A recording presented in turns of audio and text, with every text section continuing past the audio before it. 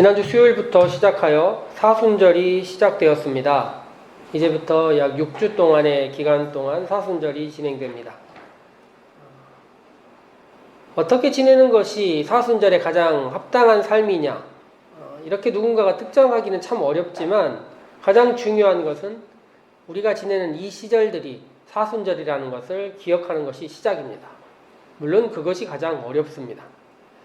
우리는 매일의 기도와 십자가형에 관련된 작품들과 함께하고 있는데요.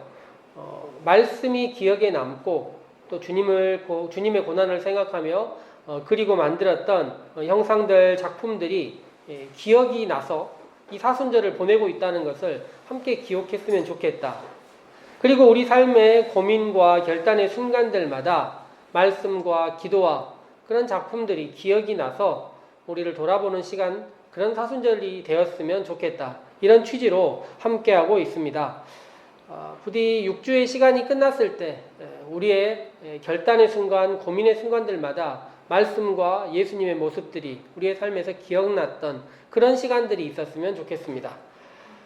요한복음 대화 읽기 세 번째 시간을 맞이하고 있습니다. 2장에서 예수님과 어머니의 대화를 이야기했고 3장에서 예수님과 니고데모의 대화를 읽었습니다.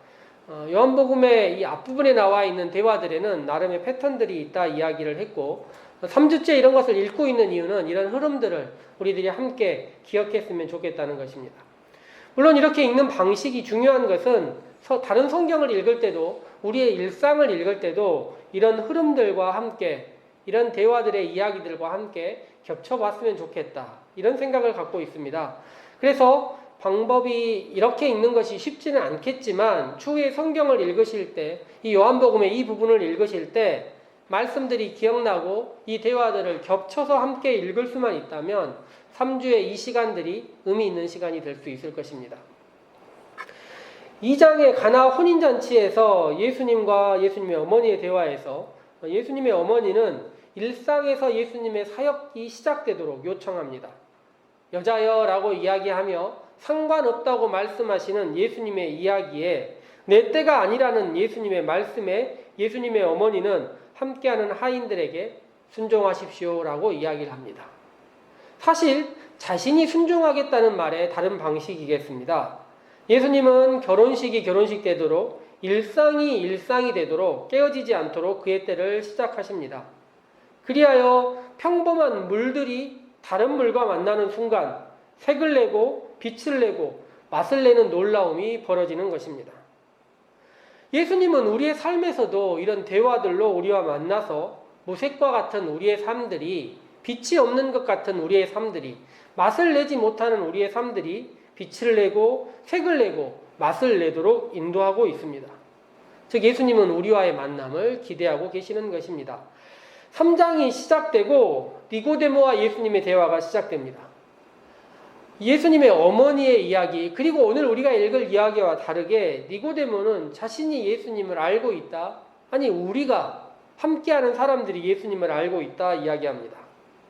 그렇지만 그는 자신의 이야기로 예수님이 누구인지 말하지 않고 그가 했던 말이 이것입니다. 우리가 하나님께로부터 오신 선생인지 당신이 안다. 당신이 그런 사람인지 안다. 하나님이 함께 하시지 않으면 당신의 표적은 아무것도 행할 수 없다. 이야기 드린 대로 이것은 신앙 고백도 질문도 대화도 아닌 정말 경계에 있는 어정쩡한 말을 그는 예수님에게 던지는 것입니다. 그러면서 그가 하는 말이 무엇입니까? 우리가 안다. 이렇게 이야기합니다. 오늘 우리가 함께 읽은 요한복음 4장 이야기 다음에 예수님께서 이런 이야기를 하세요. 너희는 모르는 것을 예배하고 유대인은 아는 것을 예배한다 이야기를 하는데 사실은 유대인은 아는 것이 아니라 안다고 말하는 사람들입니다. 그리하여 그들은 선생이라 불리고 있지만 사실은 아무것도 모르는 사람입니다. 그래서 3장에 예수님께서 너는 선생인데 왜 이렇게 아무것도 모르느냐 이야기를 하시는 것이죠. 하나님 나라를 위하여 거듭나야 한다는 말에 니고데모는 이런 상상력을 발휘하지 못합니다. 즉 아는 사람들은 거듭나기를 원하지 않고 거듭나지지도 않는 것입니다. 질문을 던진다는 것은 질문에 답하면서 자기 자신의 존재를 새롭게 바꿀 각오를 해야 하는 것입니다. 질문을 던지면서 내 안에 답을 가지고 이것이 맞다고 질문을 던지는 사람은 질문에 받으면서 다른 존재로 거듭날 수가 없는 것입니다. 즉 질문은 징검다리를 앞에 두고 이 질문에 합당하다면 내가 건너가서 새로운 풍경과 새로운 자리를 경험해야겠다는 생각과 함께 시작될 수 있는 것입니다. 그 자리에 머물러서 계속 같은 것을 바라보는 사람은 하나님이 우리를 사랑하시고 그의 독생자를 주시고 그를 믿는 자마다 영원한 생명을 얻는다는 이 진리의 말씀이 자기 자신에게 올 수 없다는 것입니다. 니고데모는 3장에서 이렇게 얘기가 끝났지만 물론 이것이 끝은 아닙니다. 언제라도 다시 그 다리를 향하여 건널 수 있고 언제라도 질문과 합하여 자기의 존재를 던질 수 있기 때문입니다. 이것은 우리에게도 마찬가지라 말할 수 있겠습니다. 오늘 본문을 보시면 우리는 5절부터 읽었지만 요한복음 4장을 읽어보시기를 권면드렸는데 앞쪽의 이야기를 쭉 읽어보시면 말이에요. 뭔가 설명들이 되게 많습니다. 오늘 우리가 읽은 본문의 이야기는 사마리아 수가라는 성에서 예수님께서 여자를 만난 이야기인데 이 이야기만 하면 될 것 같은데 앞에 되게 많은 이야기가 있어요. 예를 들면 마가복음 1장은 시작할 때 어떤 도입과 수사도 없이 시작합니다. 하나님의 아들 예수 그리스도 복음의 시작이라. 이것이 마가복음이 성경을 말하는 방식이고 요한복음도 다른 본문들에서는 앞에 이야기가 없는 구절들이 꽤 있어요. 그런데 오늘 본문은 무척 많은 이야기들을 앞에 다루고 있습니다. 첫 번째는 세례에 대한 이야기인데 요한복음 1장부터 3장까지 세례에 대한 이야기, 물에 대한 이야기가 반복돼서 나옵니다. 그런데 4장이 시작되면서 하는 이야기가 바리새인들이 어떤 이야기를 들었는데 그 이야기가 예수님이 세례를 주는 사람들보다 사람들이 요한의 세례를 주는 사람보다 더 많다는 이야기고 물론 이 이야기는 예수님이 주신 것이 아니라 제자들이 주었다는 이야기입니다. 우리에게 듣기에는 이게 무슨 정보인가 하는 생각이 들어요. 그런데 바리새인들이 이 이야기를 들었다는 것이 예수님에게 부담입니다. 그래서 예수님이 갈릴리로 가셔요. 예수님이 이동하는 목적과 이유가 나와 있는 것입니다. 그런데 갈릴리로 가는 길이 사실 이스라엘을 알고 있는 사람들은 여러 길이 있다는 것을 알고 있는데 성경의 저자는 때마침 사마리아를 통과해서 갈 수밖에 없다 이렇게 이야기를 합니다. 그리고 사마리아에서 여러 마을이 있을 건데 예수님은 때마침 수가라는 마을에 가셨다는 것이고 그 수가라는 마을에는 아브라함과 이삭, 야곱 했을 때 그 야곱의 우물이 때마침 있습니다. 그리고 그 우물을 지날 그 때마침 예수님은 피곤하셔서 그곳에서 쉬신 것이고 예수님이 쉬시는 그 순간에 제자들은 때마침 마을로 모두 들어갑니다. 그리고 제자들이 그 들어갔던 마을에서 때마침 한 여인이 우물 밖으로 마을 밖에 있는 우물로 나오는 것입니다. 요한복음 4장은 1절부터 5절, 6절까지 앞부분에 많은 것들을 할애해서 많은 것들이 우연이 아니라 필연이라는 것을 우리에게 알려주고 있는 것입니다. 얼마나 많은 상황들이 연결되어서 예수님과 이 여인의 만남이 있는지 보여주는 것입니다. 누군가는 우리의 만남과 우리의 삶의 여러 가지 이야기들에 대해서 우연이라 이야기를 하기도 하지만 짧게는 세례라는 것처럼 이 세례를 바리새인들이 들었던 과정부터 길게는 야곱의 우물이 파졌던 그 긴 순간들까지 모든 것이 연결되어 있다는 듯이 요한복음은 이야기합니다. 그리고 그 연결이 한 여인과 예수님의 만남을 위한 것이다. 이렇게 이야기를 하는 것입니다. 제가 마가복음 5장 말씀을 드릴 때 바다 건너편에서 들리는 음성, 괴로워하는 이야기 이런 것을 듣고 찾아가신 예수님에 대한 이야기를 자주 드렸습니다. 한 사람과 예수님과의 만남이 이처럼 다양한 일들과 관계 속에서 이루어진다 성경은 이야기하고 있고 창조부터 구원과 지금 우리와 함께하는 동행까지 이 모든 것이 우연이 아니다. 우리를 향하여 찾아오신 그분의 여러 가지 관계들과 연결들을 통해서 만난다고 요한복음은 우리에게 알려주고 있습니다. 이것이 요한복음이 말하는 말씀이 육신이 되는 방식이라는 것입니다. 요한복음 4장의 앞부분의 많은 고리들은 말씀이 육신이 돼서 우리에게 찾아오는 방식을 보여주고 있습니다. 세상은 우연 속에 살고 있다 말하고 우리는 필연 속에 살고 있다 이야기하는데, 이 세계관의 거대한 만남, 이 세계관들과의 양쪽의 대척을 우리들은 보게 되는 것입니다. 그리고 그 필연의 결과로 대화가 시작됩니다. 어마어마한 대화가 있을 것 같은데 예수님께서 하신 이야기는 물을 달라입니다. 물을 달라고 했을 때 우리가 생각할 때 이 여인이 추후에 보면 신앙을 갖고 있었고 당연히 말씀도 읽었을 사람이고 어디서 예배해야 되는지까지 이야기하는 사람이니 당연히 목마른 나그네에게 물 한 잔 줘야겠다는 말씀을 생각하고 있었겠지만, 말씀보다 앞에 있는 게 통상적인 전통이고 사람들과의 관계였던 것 같습니다. 그래서 물을 줄 수 없다라는 야박한 말도 아니고 좀 더 근원적인 말을 합니다. 물을 달라고 하는 당신을 생각해봐라. 당신은 유대인이다. 그런데 말입니다. 이게 어딘가에서 기시감이 들지 않습니까? 어딘가에서 이런 말씀을 읽었던 것 같지 않습니까? 요한복음 2장에서 말해요. 예수님과 예수님의 어머니가 처음 만나는 장면, 그 장면에서 예수님의 어머니가 예수님께 했단 말은 무엇입니까? 포도주를 달라입니다. 포도주가 없다, 포도주를 달라입니다.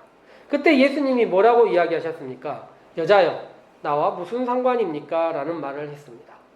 물을 달라는 수가성 말에, 예수님의 말에, 수가성 여인의 말은 유대인 남자여, 당신은 나와 무슨 상관입니까? 라고 말하는 것입니다. 2장과 같은 이야기가 반복되고 있다는 것을 성경은 우리에게 보여주고 있습니다. 그리하여 2장의 대화를 알고 있는 사람들에게 무엇을 요구하는 것입니까? 2장이 물이 포도주가 되는 것처럼 당연히 이 안에서도 어떤 변화가 있을 것이다. 그리고 그 변화는 3장과는 다른 새로운 거듭남의 변화일 것이라는 것을 보여주고 있습니다. 2장에서 예수님께 얘기했던 그 어머니가 뭐라고 이야기를 하셨습니까? 아랫사람들에게 순종해라 이렇게 이야기를 했는데, 예수님은 여인에게 당신에게 물을 달라고 한 사람이 누구인지를 알았더라면, 계속 이런 이야기를 하십니다. 그리고 그것을 알았더라면 당신이 순종할 텐데, 당신이 물을 주었을 텐데, 당신이 그것을 따랐을 텐데, 당연히 두레박에서 물을 꺼냈을 것인데 라고 이야기를 합니다. 그리고 나서 당신은 채워도 목이 마르고 채워도 이곳에 올 수밖에 없지만 당신의 그 목마름을 채워줄 사람이 있는데 라고 이야기를 합니다. 니고데모의 이야기를 생각해 보자면, 이런 이야기를 예수님께서 하셨다면 니고데모 뭐라고 얘기를 했겠습니까? 그런 물이 어디 있겠습니까? 그런 물이 어디 있을 수 있겠습니까? 라고 얘기했겠지만, 이 여인은 뭐라고 얘기합니까? 저에게 그 물을 주십시오라고 이야기를 합니다. 이 이야기를 들은 예수님께서 물을 줄 텐데 내 남편을 데려와라 이야기를 합니다. 여인은 왜 그런 말을 하느냐 피하지 않고 저는 남편이 없다 사실을 이야기를 합니다. 예수님의 마지막 이야기가, 이 사람에게 했던 마지막 결정적인 이야기가 내가 옳다입니다. 예수님의 긍정으로 이 이야기가 어찌 보면 대단원이 하나가 끝납니다. 우리는 사실 누군가와 이야기를 할 때 대화가 진행되고 깊어지는 느낌과 대화가 흩어지고 중심을 못 잡는 느낌을 받을 때가 많습니다. 3장에서 니고데모와 예수님의 대화가 끊어집니다. 다른 곳을 향하여 가는 것 같아요. 그런데 4장의 예수님과 여인의 대화는 흩어졌다 모였다를 반복하는데 이것이 무척 재미가 있습니다. 흩어져가지고 만나지 못할 것 같다가 다시 만나고 하는데 이것이 동심원을 그리듯이 더 나은 방향으로 가고 있는 것이고, 그 반복들 사이에 서로에 대한 긍정이 있는 것입니다. 여인이 이야기합니다. 이제 보니 선지자입니다. 이제 보니 메시아입니다. 니고데모에 했던 말을 생각해 보십시오. 사람이 거듭나지 않으면 어떻게 하나님 나라에 갈 수 있습니까? 라고, 거듭나야 하나님 나라 갈 수 있다는 말에 어떻게 그렇게 할 수 있나 이야기를 합니다. 그런데 여인은 예수님께 어디서 예배해야 합니까? 라고 질문합니다. 이 산입니까? 저 산입니까? 라고 질문하는 그 여인의 마음 가운데 무엇이 있습니까? 예수님이 말씀하시는 그곳에서 예배를 드릴 마음의 준비가 되어 있는 것입니다. 예수님이 하시는 이야기가 이것입니다. 너희가 이 산에서 예배했는데, 너희가 이 물을 마셨었는데, 내가 주는 물을 마시고 장소가 아닌 하나님의 때를 알아간다면 그것이 진정한 물이고 그것이 진정한 예배다. 그리고 하나님이 그 사람을 찾고 계신다라고 이야기를 합니다. 그리하여 그 여인의 마지막 행동이 무엇입니까? 물동이를 내려놓고 달려가는 것입니다. 왜입니까? 이 물이 그 물이 아니라는 것을 알았고 그 장소가 그 장소가 아니라는 것을 알았기 때문입니다. 니고데모는 이스라엘의 선생이었고 안다고 말했지만 사실 알지 못했습니다. 그런데 여인은 존재를 걸고 질문을 했고 그 질문에 대해서 받아들였기 때문에 그 물이 무엇인지 알았고 그 물이 예수님의 말씀이라는 것을 알았고 그 장소가 아니라 예수님과의 만남의 시간이라는 것을 깨달았다는 것입니다. 우리가 읽지 않은 본문 31절부터의 말씀을 읽으면 참 재미있는 구절이 있습니다. 마을에 들어갔던 제자들이 먹을 것을 가지고 예수님께 찾아왔어요. 그리고 이야기를 합니다. 제자들이 청하여 이르되 랍비여 잡수소서. 예수님이 이렇게 말씀하십니다. 내게는 너희가 알지 못하는 먹을 양식이 있다. 제자들이 서로 말하되 누가 잡수실 것을 갖다 드렸는가? 예수님 말씀하십니다. 나의 양식은 나를 보내신 이의 뜻을 행하며 그 일을 온전히 이루는 것이다. 제자들의 질문과 예수님의 대답들을 들어보면 제자들은 흡사 니고데모가 말하듯이 말하고 있으며 예수님의 양식은 무엇이겠습니까? 누군가의 대화를 통하여서 자신의 존재를 걸고 거듭남을 맞이했던 한 사람과의 대화, 이것이 예수님의 양식입니다. 세상에서 채워지지 않는 양식과 목마름이 예수님을 통해서 채워지는 한 사람을 만나는 것, 그것이 예수님에게 양식이 되는 것입니다. 오늘 우리의 예배는 단지 일주일에 7일째 되는 날, 아니면 일주일의 첫날, 그러니 주일이라는 공간이니 시간이니 우리가 함께하고 있는 것일까요? 아닐 것입니다. 요한복음 4장의 그 앞에 많은 이야기들처럼 우리도 때마침 많은 인간관계와 많은 연결들과 수없이 많은 고리들을 통해서 지금 이 자리에 함께하는 것입니다. 우리가 이 예배를 드리기 위하여 주님과의 만남의 자리를 맞이하기 위하여 수없이 많은 필연들이 있었던 것입니다. 그러니 이 시간을 소중히 여기며 우리의 삶 속의 질문과 반복된 말씀이 우리의 삶 가운데서 답을 주며 그 답을 통하여서 우리가 새로운 존재로 한 단계 건너가는 삶이 되었으면 좋겠습니다. 3주간의 대화의 이야기가 이렇게 끝납니다. 그렇지만 이제부터 시작되는 시간이 무엇이겠습니까? 우리도 주님을 만난다면, 주님께서 우리에게 말을 건다면, 주님께서 우리에게 질문을 던지신다면, 아니 우리가 주님께 질문을 던진다면 어떻게 대답하고 우리의 존재를 어떻게 맞이해야 될지 생각되는 시간들이 있지 않겠습니까? 사순절은 특별히 말씀과 함께하는 시간들인데 기도하고 말씀을 묵상하고 주님의 십자가형을 함께 고민하면서 우리들이 주님께 질문을 던지고 주님께서 우리에게 주시는 질문들을 받았으면 좋겠습니다.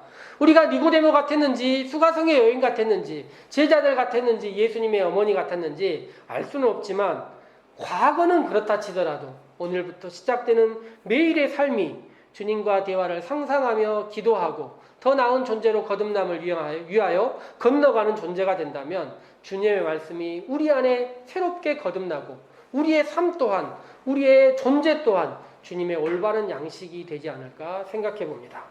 그런 삶을 걸어가는, 그런 삶을 살아가는 살림의 모든 성도들 되시기를 소망합니다. 함께 기도하도록 하겠습니다.